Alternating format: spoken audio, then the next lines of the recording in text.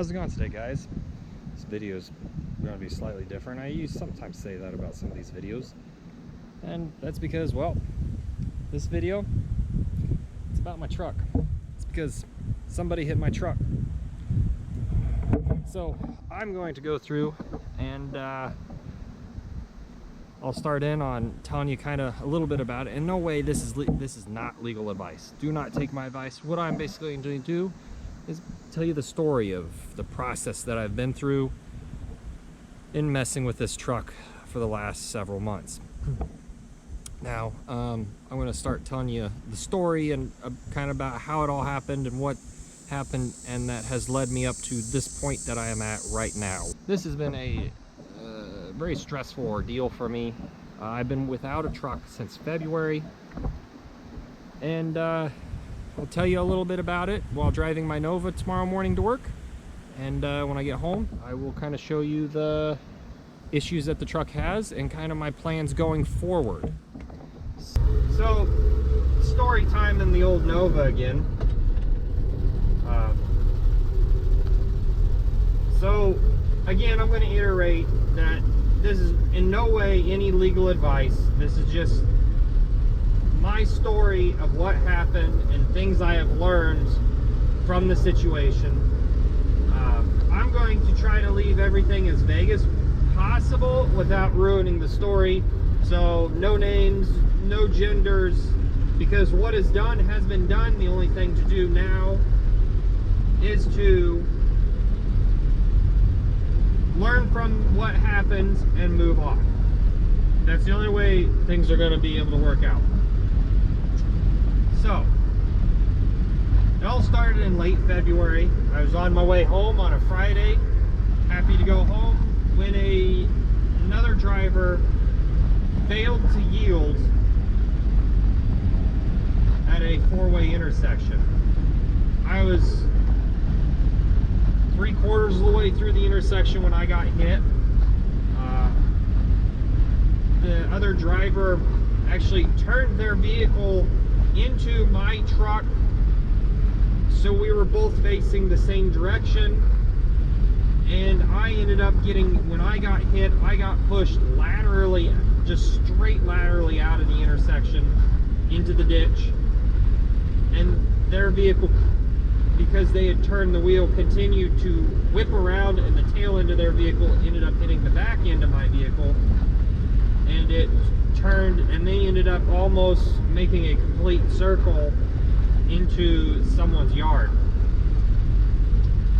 I don't know if I'll post pictures because I'm going to have to blur out a lot,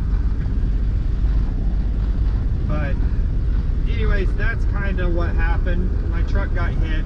I kind of came, you in the heat of the moment there, you try to my brain was trying to deduce what was happening. When I'm sitting in the ditch, I realized, oh shoot, truck's running, let's shut this off. I don't want a fire to start. So I did. I look over, the other driver's not getting out of their vehicle. My thinking is, oh no, I hope they're not hurt. Run over, start banging on their window, their driver's side window, trying to make sure they're at least okay. After several knocks and what felt like an eternity, with their head on the steering wheel, with their arms covering their head on the steering wheel, they finally said that they were okay. And then that's when I said, I'm going to call the cops, so that way I can make a police report. Anyways, goes through that. Cop shows up, takes pictures, basically asks me if the vehicle will run and drive.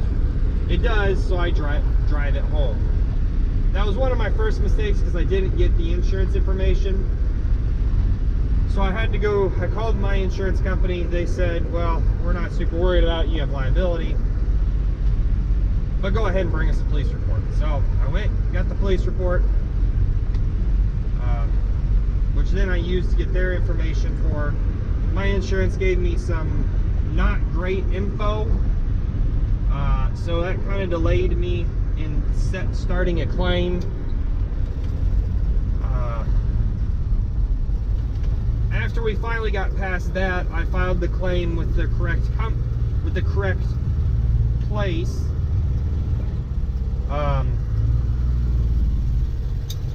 And started the ball rolling. Unfortunately, they couldn't get a hold of their client, so they had to wait a certain amount of time to give them a chance to have a statement. And then this is where the real struggle with the insurance company came in.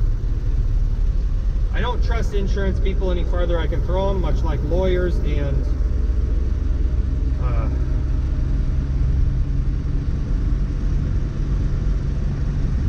but my first things I should have done was went to the doctor and got checked out right after the accident. That was the first thing I learned. I did have a sore back. It did go away, but it could have been a lot worse. So I should have done that. The second is I probably should have contacted a lawyer and just went through that process. Because that would have been a lot easier on me and saved me a lot of time and effort. I do apologize if there are any ums or stuff like that. It's early morning and I lack caffeine. So, going forward here, the next issue that arose was after they couldn't get a hold of their client and to get a statement about what happened, they went off the police report. They then contacted a adjuster to come look at the truck. Now, this is also something I should have documented very well, because the adjuster did not want to work with my schedule. I ended up having to take time off work, which they later used against me, saying that, well, I called them back with a time. I should have made them write a statement saying that they would not work outside of these hours, and that I would have to come and be there when they're there. Because no one really wants some random person just showing up at your house and walking around looking at your vehicles. So the initial appraisal of the vehicle, I guess you would say, I reviewed the article that they sent, because it was like 60 pages worth of stuff. But one thing I noticed on there was they didn't include certain options. The vehicles they compared me to actually had options that I had, but I was getting knocked for not having those options. So I told the adjuster that I was working with through this claims service, and the response I kept getting was, well, that's not my problem. You know, we use a third party to keep it fair. And I kept saying, hey, look, here are pictures. I have options you are not including. After 3 emails of that, and the only response I started getting by the second email was, do you want to keep the vehicle or sell it? So I just reiterated the same thing I had sent them before, saying, you know, you missed options. This is not an accurate value of my truck. And after I asked to speak to the manager because they wouldn't change it, I got kicked down to, I don't think it's an adjuster, but it's the person that deals with whether you're keeping the vehicle or selling it. Maybe it's the adjuster. I was dealing with the appraiser. So the appraiser then basically sent me this paperwork saying, hey, this is how much vehicle you have. The adjuster had sent them. I said, my truck has options that aren't included. I went around this ring around again. Also at this time, the appraiser would only email me once a week. Seemed like every Thursday I would get 1 email. All week. Which was really annoying because that drug this out. I asked to be compensated for not having a vehicle, you know, a rental vehicle for that whole amount of time. because by now we're into May. They fixed that. No, they backdated it even, so that was kind of nice. But I brought up the issue that, hey, wait a second, you know, you still haven't given me an accurate appraisal because there are issues with the appraisal. The adjuster told me, well, that was on me to tell the adjuster.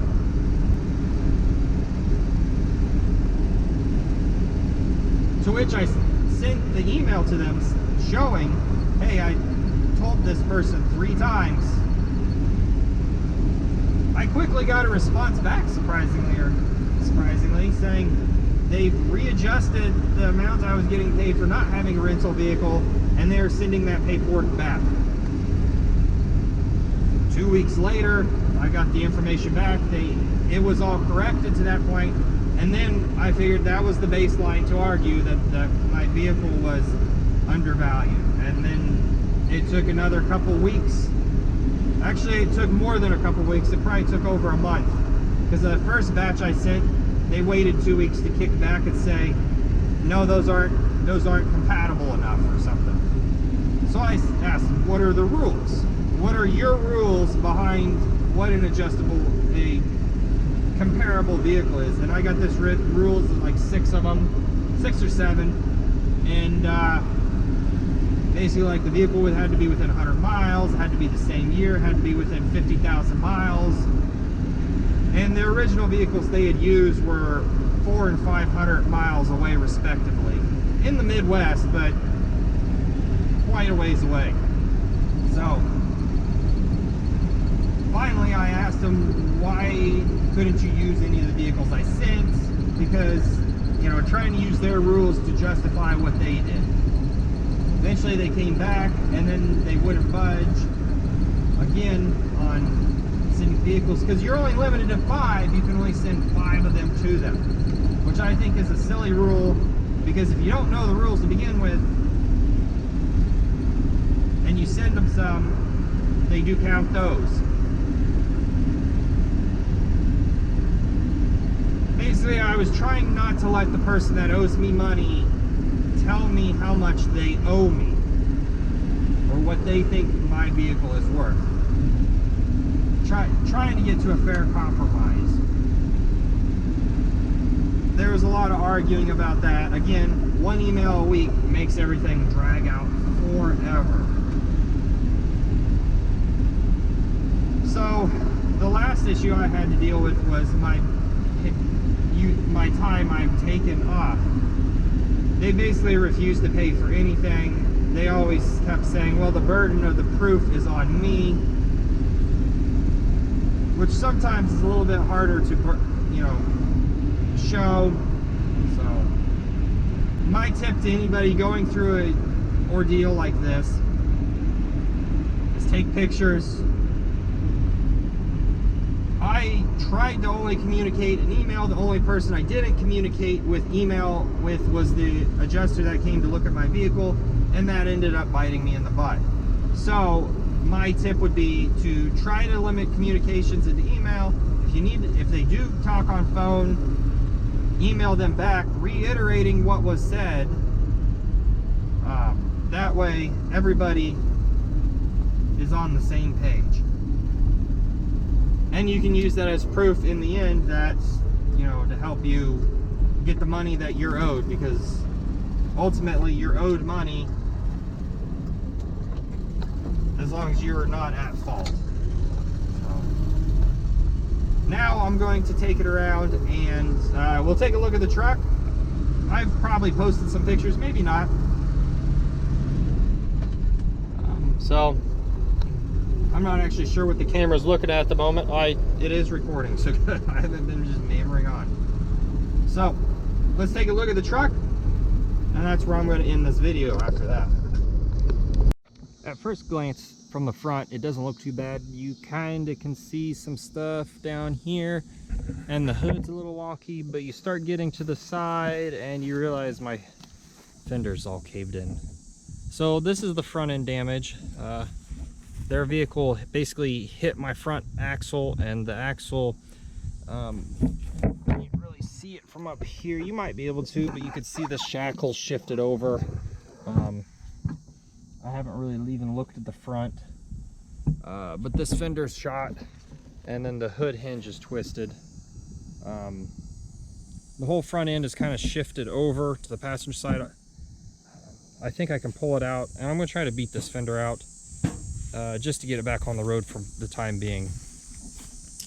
The mirror is how it was. Then kind of just coming back here, the back end of their vehicle hits right above my wheel well, and so now it's kind of all wonky, and it also hits back here in this corner. Now the tailgate's fine, but this corner's kind of wonky, so I'll have a little bit of work. I'm going to try to beat a lot of this out, and it's mostly what I'll do. I mean, the truck drove home with one worry. I didn't realize it, but let's get the cobwebs up. You can see my radiator's kind of slanted back some. It popped out of the holder up on top, so I'm gonna have to fix that, but I can't pull the hood until I'm ready. I went ahead and bought new door hinges for it, and I've also got the side marker lights and tail lights. So really, hopefully this video series will help someone else, inspire them to fix their vehicle. Like all my videos, that's my other goal. You will notice, maybe you'll notice, I did put a truck bed toolbox on here. I got a good deal from my buddy Ron, so I put it there so I could store parts for the time being. But anyways, thanks for watching. Stay tuned, because I will be working on this pretty, I don't know if I'll do it this year, or I'll just try to get it to the point where I can drive it this year and then mess with it in the spring, because I'm going to do quite a bit. So thanks for watching. Hopefully this helps someone else out, possibly.